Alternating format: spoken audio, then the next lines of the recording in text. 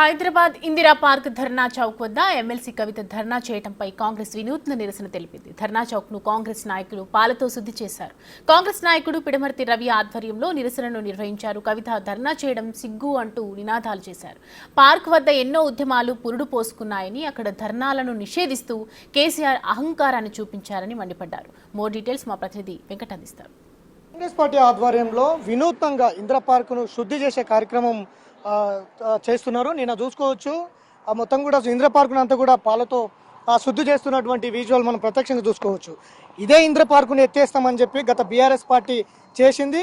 నిన్న ఇదే ఇందిరా పార్కులో వచ్చి బీసీ సంఘాల పేరుతో కవిత ఇక్కడికి వచ్చి బహిరంగ సభలో మాట్లాడింది. అందుకు నిరసనగా కాంగ్రెస్ పార్టీ ఆధ్వర్యంలో కాంగ్రెస్ పార్టీ నేతలు పిడమర్తి రవి ఆధ్వర్యంలో మొత్తం ఇందిరా పార్కును శుద్ధి చేసే కార్యక్రమం చేసినటువంటి నేపథ్యం. పాలతో మొత్తం కూడా ఇందిరా పార్క్ ధర్నా చౌక్ను శుద్ధి చేస్తున్నటువంటి విజువల్ మనం ప్రత్యక్షం చూసుకోవచ్చు. చాలా మంది ఇక్కడికి వచ్చి ఇందిరా పార్క్ దగ్గర పాలతో ఇందిరా పార్కు ధర్నా చౌక్ను శుద్ధి చేసే కార్యక్రమం అవుతుంది.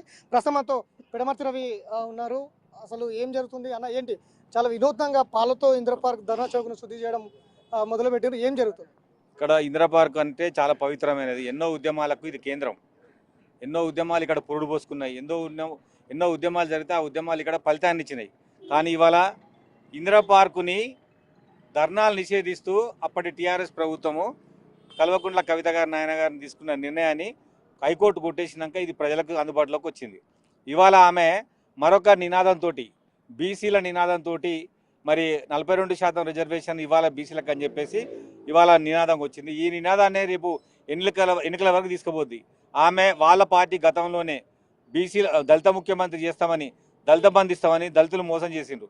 మేము బీసీలకు ఏం విజ్ఞప్తి చేస్తున్నామంటే, ఇటువంటి మేకవన్న పూలని నమ్మొద్దు, ఇందిరా పార్క్ని ధర్నాలను బంద్ చేసిన వాళ్ళని నమ్మొద్దు. అదేవిధంగా ఈటల రాజేందర్ ఉన్నంతకాలం, ఒక బీసీ ఉన్నంతకాలం ఆయన పార్టీల నుంచి బయటికి పంపేంత వరకు కూడా వాళ్ళ నాయన పెట్టిన కేసులు తెలుసు.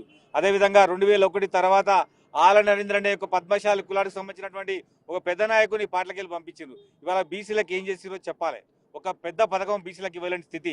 అదేవిధంగా వాళ్ళ పార్టీ పెట్టిన కానించి, టీఆర్ఎస్ పార్టీ పెట్టిన కానించి ఓ ఎస్సీని కానీ, బీసీని కానీ, ముస్లింని కానీ, గిరిజనుని కానీ అధ్యక్షం చేయలేదు. కవిత చేసిన వ్యాఖ్యలు కావచ్చు, మిగతా బీసీ సామాజిక వర్గం కావచ్చు, మిగతా సామాజిక వర్గాలు ఏం చెప్తారు?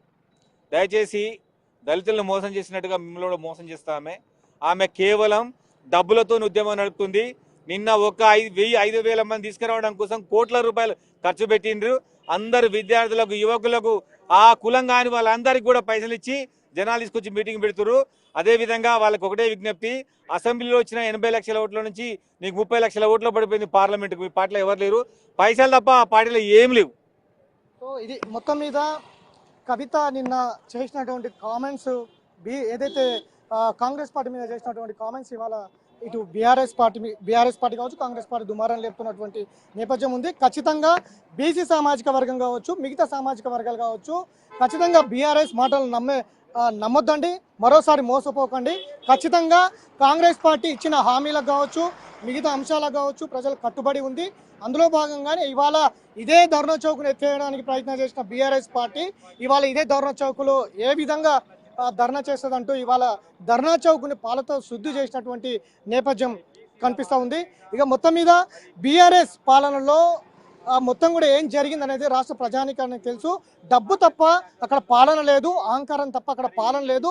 చేతనైతే బీఆర్ఎస్ పార్టీలో బీసీకి అధ్యక్ష పదవి ఇచ్చి రాజకీయంగా విమర్శలు చేయాలంటూ కూడా సవాల్ విసురుతున్నటువంటి నేపథ్యం ఉంది. ఖచ్చితంగా కవిత చర్చకు రావాలి, బీసీల అభివృద్ధి మీద ఎక్కడికి రమ్మంటారో కవిత చెప్పాలి అంటూ కూడా డిమాండ్ చేస్తున్నటువంటి నేపథ్యం అయితే ఉంది. వీడియో జర్నలిస్ట్ గౌస్తో వెంకట్, బిగ్ టీవీ.